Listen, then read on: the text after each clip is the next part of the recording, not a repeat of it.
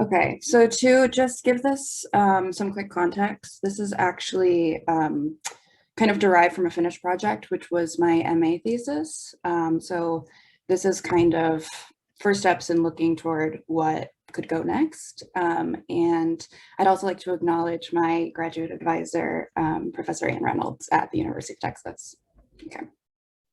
On February 4th, 1983, superstar singer Karen Carpenter passed away following a public struggle with eating disorders. In the years following, Carpenter's life, health, and death became the subject of a film by a young filmmaker named Todd Haynes. 1987, Superstar, The Karen Carpenter Story. In Superstar, Haynes uses Barbie dolls instead of live actors to portray Karen Carpenter's life. The use of dolls offered him the opportunity to physically whittle down the Karen Barbie's body, representing the effect that her eating disorder had on her. In Superstar's narrative voiceover and interludes, Haynes describes Carpenter as anorexic, following the dominant narrative around her eating disorder and death, as well as her doctor's official diagnosis. This diagnosis, however, was a product of its time and a flawed diagnostic criteria. Carpenter's official cause of death was not starvation, but ipecac overuse. However, bulimia was poorly understood at the time. Though anorexia was included in the first iteration of the APA's Diagnostic and Statistical Manual of Mental Disorders, or DSM, in 1953, bulimia wasn't included until the DSM-3, published in 1980, just a few years before Karen Carpenter's death.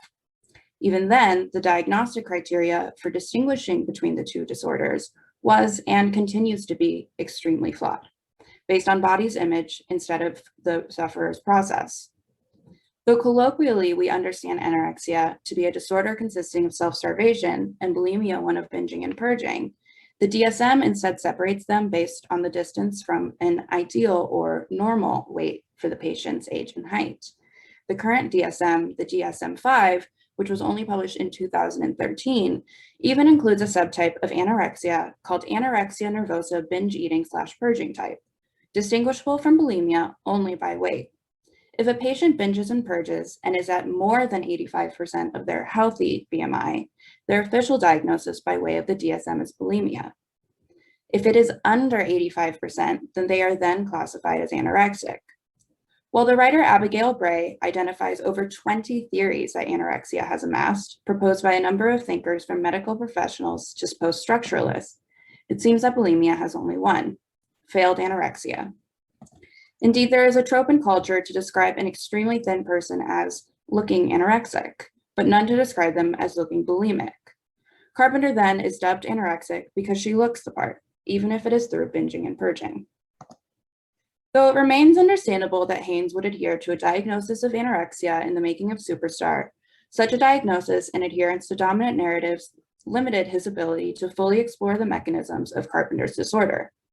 Despite the limitations on Haynes's spoken analysis as put forth in the film, however, the film still allows for a different approach.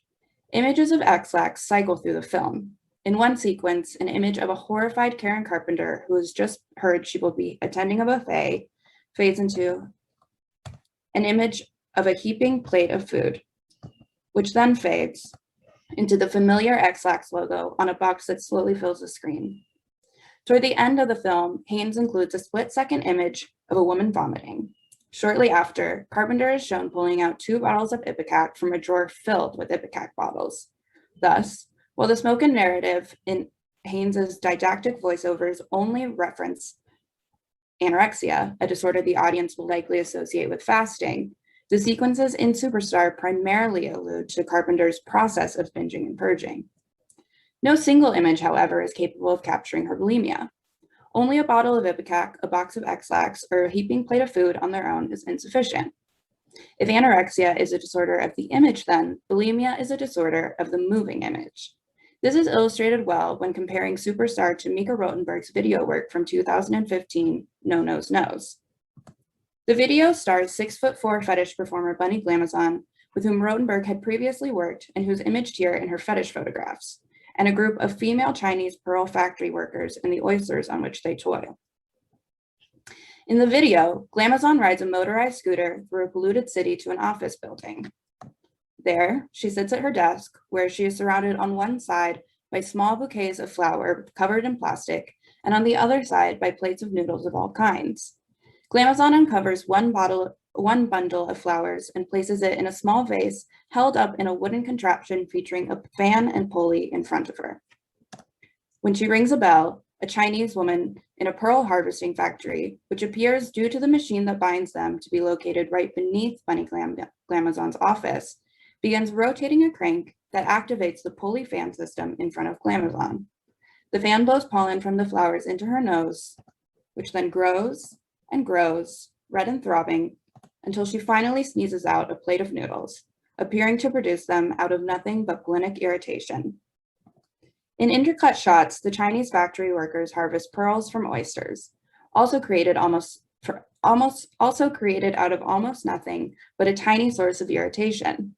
Some remove the pearls from their shells and then pass these shells onto workers who remove a small strip of flesh from inside the oyster. This strip is cut up into smaller pieces, then inserted into new oysters for a new pearl to grow around. For the oysters, production is a self-contained cycle, though it is sped up by the workers. The irritation comes from the foreign yet familiar flesh, and this irritation is what grows the pearls. The situation is similar for the work that Glamazon does. Everything she needs is contained within her body, her office, and the factory beneath. She waters the plants that cause her to sneeze, and the noodles appear from source unknown, perhaps from the pollen, perhaps from somewhere deep in her body, perhaps from both. Production is, except for the moving fan, self-contained.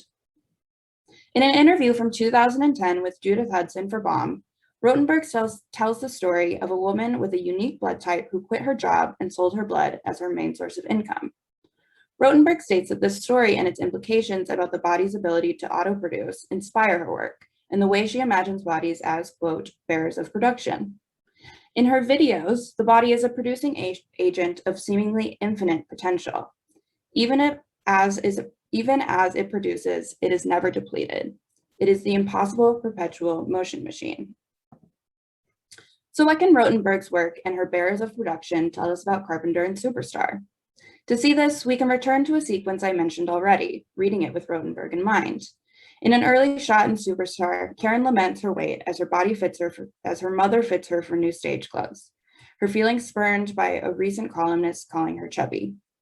The mother-daughter exchange is interrupted by Richard Carpenter, fresh off a business call, exclaiming, "Karen, you'll never guess. Jack's taking us for a huge celebration dinner in your honor, some smorgasbord at Scandia.